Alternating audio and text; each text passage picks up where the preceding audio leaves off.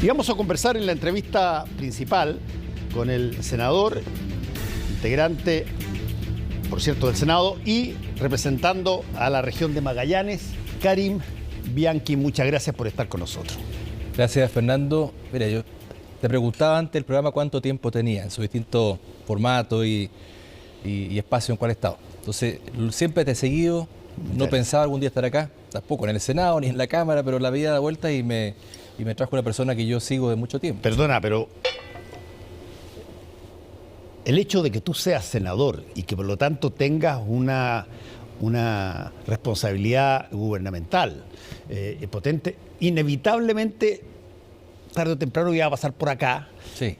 Aproveché que estabas disponible para venir a Santiago porque hay varias cosas que me encantaría conversar, sobre todo con un senador joven de región. Porque hay algunos que ya de alguna manera tienen un cierto discurso y que tienen una mirada más fatalista porque quizás no han visto todos los cambios que debieran haber.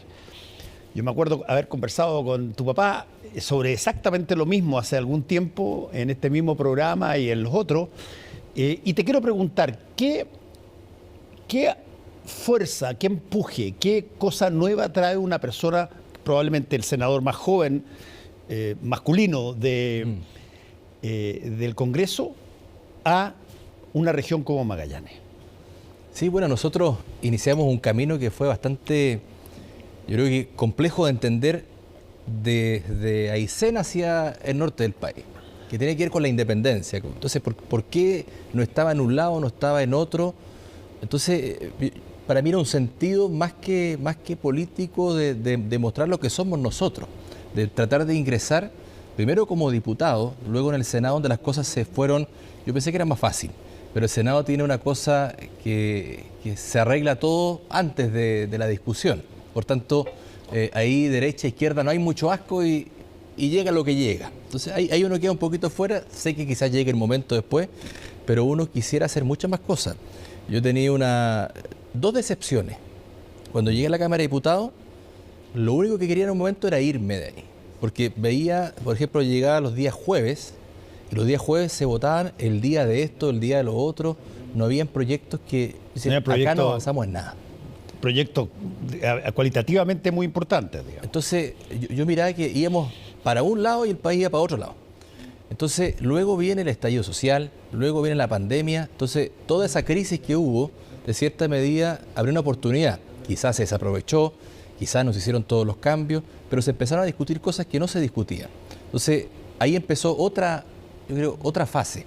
Y esa misma me motiva a continuar en el Senado, pero Senado que también lo veo bastante apagado en esto. Yo creo que el Senado ha tenido en esto un rol que en esta primera etapa, por lo menos de gobierno, no se le ha sacado el provecho que se ha podido haciendo grandes cambios. Por ejemplo, ¿qué cambios esperarías tú? ¿Esperaría la gente de regiones y particularmente de la zona más septentrional chilena? ¿Qué cambios esperarías tú ver? Es que toda la política ha sido reactiva. O sea, cada cosa, por ejemplo, que hoy día vemos de probidad es reactiva a un escándalo. Sí. O sea, tiene que aparecer Corpesca para que se legisle algo, tiene que aparecer las fundaciones para que elegimos. Entonces, todo es reactivo. Entonces, yo tenía mucha esperanza, porque además el presidente es de la zona que también represento yo. Magallanes, sí. Entonces, yo soy el magallánico bueno en este caso, ¿no? Pero somos de la misma zona y tenía en esto una gran esperanza de cómo trabajamos, por ejemplo, ley de excepción, de cómo trabajamos el concepto de descentralización, pero ahí veo que esto se entrampó en una primera etapa en lo que iba a ser el proceso constituyente. Entonces se tuvo la esperanza quizás de trabajarlo ahí y luego simplemente se ha ido legislando de acuerdo a la contingencia. Entonces yo el tema de regiones no lo veo y yo esperaba siempre que podamos instrumentos de excepción para la región de Magallanes y otras regiones más extremas. Yo diría que más que extremas, que les cuesta más el poder conectarse con el resto del país. O sea, regiones aisladas. Las regiones aisladas no están hoy día, yo creo, en la prioridad. Hay un royalty minero que se ha votado, que va plata para las regiones. Hay otras, se va a discutir presupuesto para las regiones, ley de renta. Creo que se habla de plata, pero de proyectos hacia cómo podemos el país descentralizarlo, cómo hay proyectos que realmente impacten. Pues yo le dije a la gente, oiga, usted está recibiendo más recursos su región. ¿Qué ve? No ve nada. Entonces yo creo que falta proyecto, Ahora, falta liderazgo. Ahí hay una cosa bien interesante, senador, que tiene que ver con lo siguiente.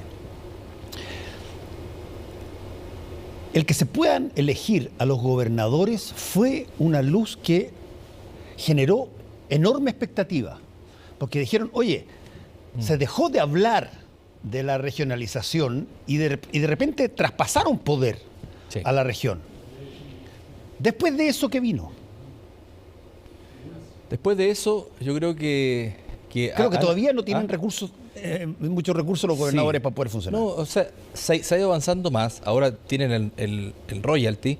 Se vino la ley de rentas regionales que se está discutiendo en la Cámara de Diputados.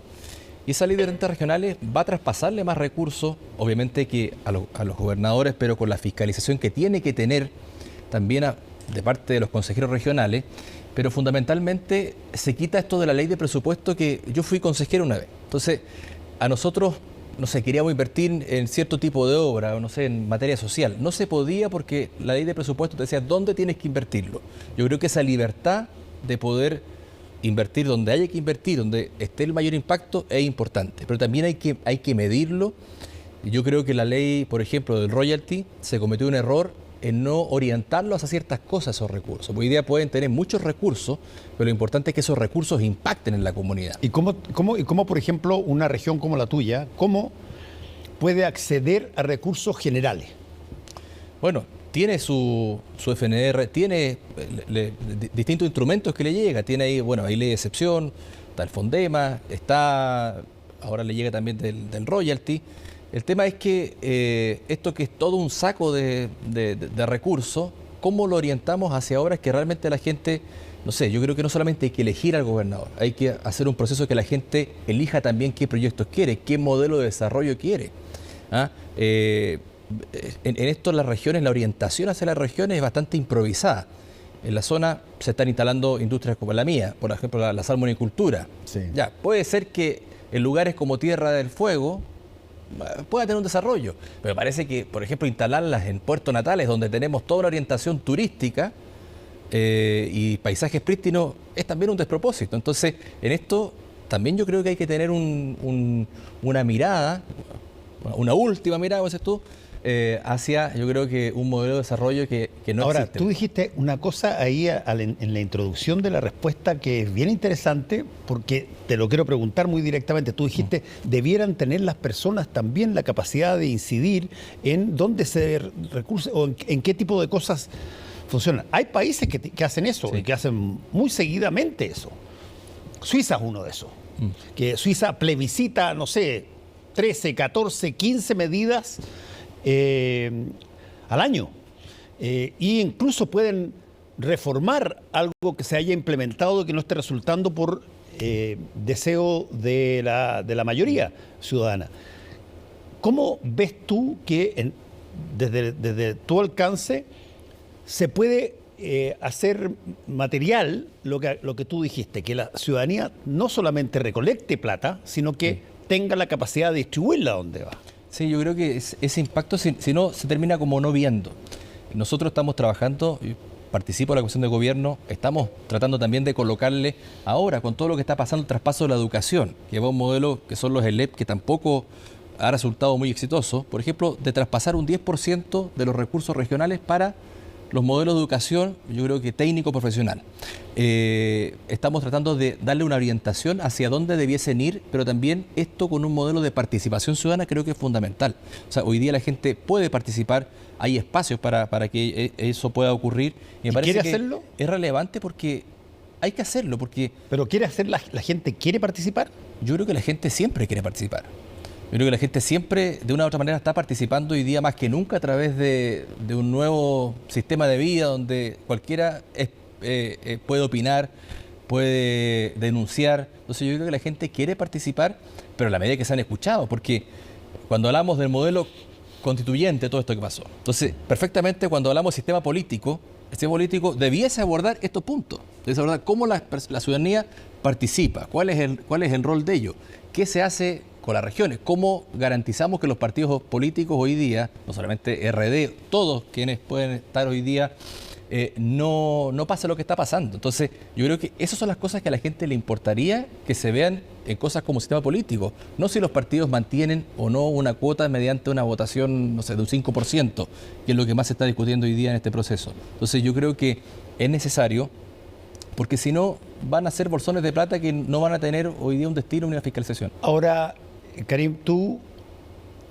eres probablemente el senador más joven que está hoy día en el Congreso, y te quiero preguntar por una variable que hoy día tú la notas en términos noticiosos todo el tiempo, que partió con una recriminación que en una de esas tenía un montón de cosas absolutamente lógicas a lo que se había hecho con anterioridad, hasta que este grupo de personas llega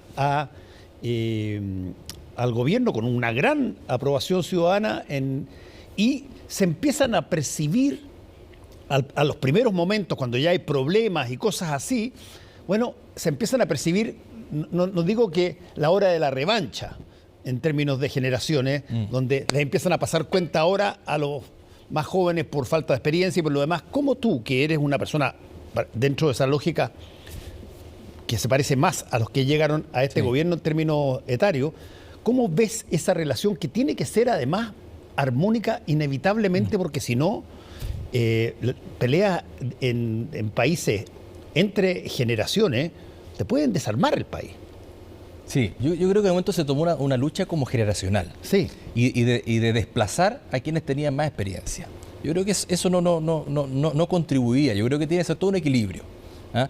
Y esta nueva generación que irrumpió creó un sueño, una expectativa que tenía que ver con la probidad, fundamentalmente con eso, en plantearse como una tercera alternativa de izquierda, ¿no es cierto?, la nueva izquierda, y finalmente terminaron cayendo en los mismos vicios que caen todos, porque acá también a mí me da un poco de rabia ver cómo ciertos sectores hoy día anuncian de todo, pero tampoco uno puede decir, miren, se inhabilitan porque han tenido un pasado en esto. Yo creo que cualquiera, joven, viejo, derecha, izquierda, si es ladrón, es ladrón.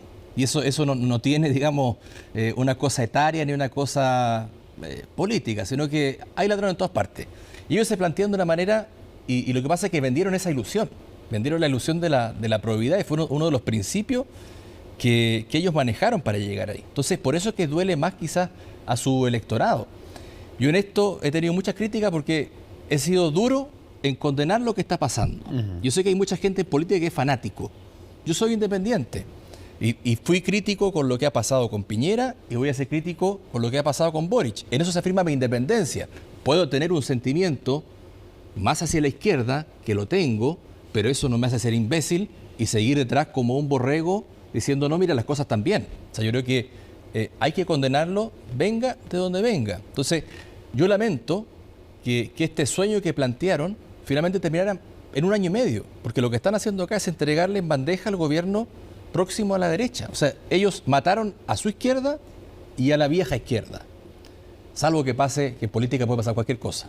¿Ah? Pero hoy día yo creo que si hay alguien que recriminarle, no es al que está denunciando lo que está pasando, sino que a ellos, y el nuevo presidente tiene que hacerlo con su gente más cercana, con Giorgio Jackson, por ejemplo, que han sido ellos quienes han traicionado el sueño que ellos crearon y que vendieron y que hoy día no han podido cumplir. Ahora, hay un punto, yo lo dije esto en el podcast de La Cosa Nostra, que vengo recién de ahí, lo dije, una de las cosas graves, y esto quiero que me lo digas con respecto a lo que tú dijiste del sistema político, una de las cosas más graves de lo que ha pasado no solamente es lo que pasó, o lo que está pasando y que todavía no sabemos todo, sino además, ¿cuándo pasa? ¿Por qué? Porque resulta que nosotros tenemos un sistema de 4 años. El primer año, para todos los efectos prácticos, siempre se ha entendido como un año de instalación. Sí. El segundo año, vamos a conversar de ese. El tercer año empiezan las elecciones y los nombramientos y el cuarto año tienes elecciones y te vas. Si es que, porque no hay reelección. Por lo tanto, el único año donde tú no tienes ningún tipo de fuerza política exterior, no tienes gente dentro de tu partido que están presionando para que los nombren candidatos a diputado o candidatos a senador, no tienes elecciones de alcalde, nada. Es el segundo año. Este es como el año de velocidad crucero. Exactamente, este es el año donde tú puedes hacer mucho más de lo que tú quieres hacer. Sí. ¿Por qué? Porque no tienes las tiranteses que son propias de las elecciones y de todas las cosas. Y en este año pasan estas cosas. Sí. Por lo tanto, es muy difícil que remonte si es que no hay cosas mayúsculas que puedan ocurrirse, pero perdiste el año donde en el sistema político chileno es el año donde tú tienes más incentivos y más recursos para poder llevar a cabo exactamente lo que tú quieres hacer. Sí, ese es como un conteo desde lo más político. Sí, desde lo más político. Yo creo que el momento ideal para que las cosas salgan a la luz es el momento más pronto en que se haya determinado que han robado menos. ¿Ah? Yo espero que sea este el momento. Pero esto no sabemos en qué sigue, en qué continúa. Yo conversaba antes, decía, me hace acordar a la doctora Daza que daba los cómputos del tema COVID. Esto aparecen otras y otras y otras. Y también es peligroso, porque cuando hay muchas, termina siendo después que no hay nada. Entonces, y se mancha también muchas cosas que se están haciendo bien. Entonces, yo claro, creo que acá el daño a la fe pública, cómo se levanta esto y cómo también se levanta un liderazgo. Porque yo creo que este país hace mucho que no hay un programa de gobierno. O sea, Piñera perdió el programa de gobierno. Boric ha perdido el programa de gobierno. Bachelet perdió el programa de gobierno. Entonces, desde hace rato no tenemos una presidencia con un liderazgo claro que pueda convencer a la ciudadanía, primero, y después, ya de Maduro, también convencer al Congreso, a los partidos políticos. Entonces, el daño a la fe pública es enorme, porque a nosotros no van a llegar los proyectos de ley. Uno tiende siempre a tratar de buena fe las cosas, pero va a tener que tener una visión, una revisión de las cosas que están llegando y también plantearse, bueno, el para qué y si es bueno ir avanzando en ciertos proyectos. Entonces, esto dificulta todo el programa de gobierno. Entonces, cuando habla, mire, la derecha está trabando el programa de gobierno del presidente, no sé, con la reforma tributaria. O sea, hoy día ya la están matando. Entonces, ahí es donde uno piensa el daño enorme que se hace a la fe pública, cómo se levanta. Entonces, lo que están haciendo, comisiones que investiguen, sumario, es absolutamente insuficiente. A ver, déjame hacerte una pregunta, Karim, sobre algo que tiene que ver exactamente con lo que tú estás señalando, pero desde el punto de vista del ciudadano. Uno nota que hay una suerte de, llamémoslo así, líneas que no se conectan entre lo que la política habla a veces, la política profesional, y lo que la ciudadanía o escucha o espera. Te puedo poner un ejemplo. Cuando no hay nada más elocuente, lo he dicho muchas veces, no hay nada más elocuente para un ciudadano que cuando tú ves que empiezan a pasar cosas que antes no pasaban para bien. Ves una nueva calle en tu casa que antes tenía piedra, ves que hay un proceso de levantamiento de nuevas viviendas, ves que te transforman un basural en un parque, ves que de pronto hay un puente donde antes no había, ves que tus cabros pueden entrar al colegio que tú querías y que antes tenían dificultades, ahora hay gratuidad. Te pongo un ejemplo en el caso, o te dan el ingreso. Necesitas ver la realización de las cosas y todavía yo creo que nosotros seguimos en un proceso extraordinariamente discursivo, más que material. Y más aún, cuando aparecen este tipo de cosas, por cierto, las personas lo elevan a característica de que esto es casi todo, lo que no es cierto también. Pero hay algo en el sistema político que impida, tú que formas parte de este enjuague mecánico y tecnológico que significa el Congreso, hay algo que impida que en todos los gobiernos las cosas más importantes no puedas mostrarlas. Sí, yo creo que, a ver, claro, es importante lo que se ve en lo que queda. Y en esto, cuando la discusión termina siendo, y si hacemos una cronología para atrás, han sido discusiones muy políticas de cosas, ahora ya político-penales.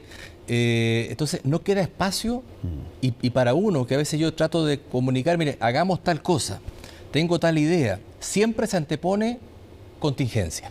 Entonces es súper difícil el poder avanzar, es terriblemente difícil. Y por otro lado también quienes sacan provecho de las circunstancias que están ocurriendo. Entonces por eso te digo yo que esto, la mejor manera de verlo es quizás llevarlo a cuando tuvimos el estallido social, donde sentimos que había una crisis y esa crisis nos obligó a hacer cosas. Yo creo que hoy día tenemos una crisis política, una crisis de probidad. Eso tiene que obligarnos a tomar cambios. Y eso, perdona, Karim, puede ser algo que sea, no te digo resuelto, pero que por lo menos sea ordenado en lo que el Consejo haga en esta próxima entrega constitucional.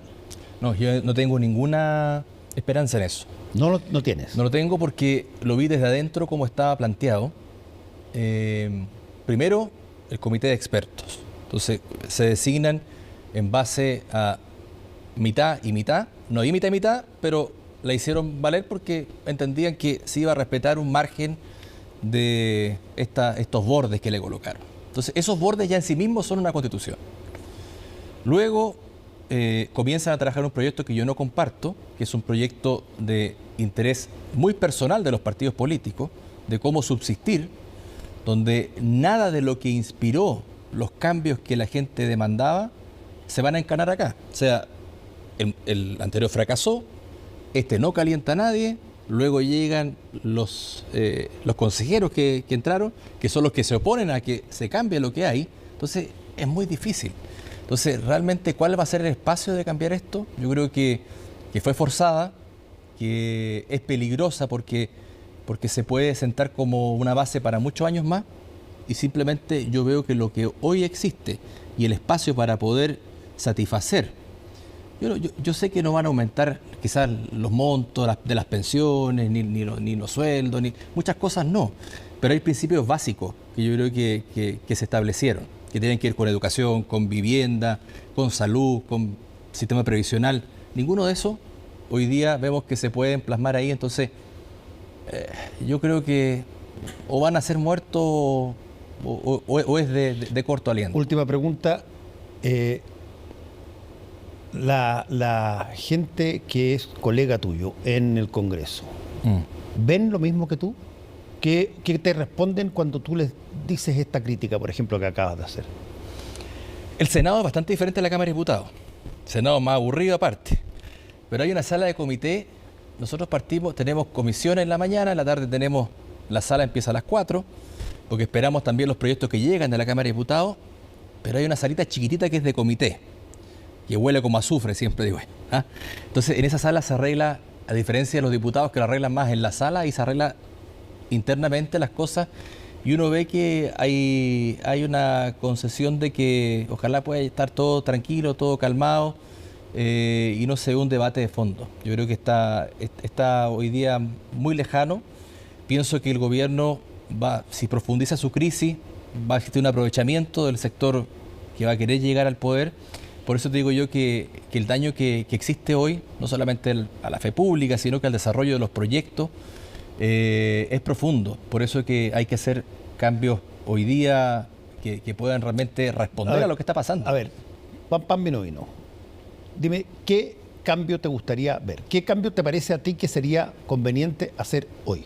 Es que hoy día hay mucha gente que se está callando. Y cuando uno se calla, termina siendo cómplice. Cuando se roba, para que el robo se perfeccione, se requieren cómplices. Entonces, cuando yo veo el presidente del partido, donde hoy día está, digamos, la mayor discusión de esto, se le notifica antes. Entonces, ¿qué hace en 10 días él?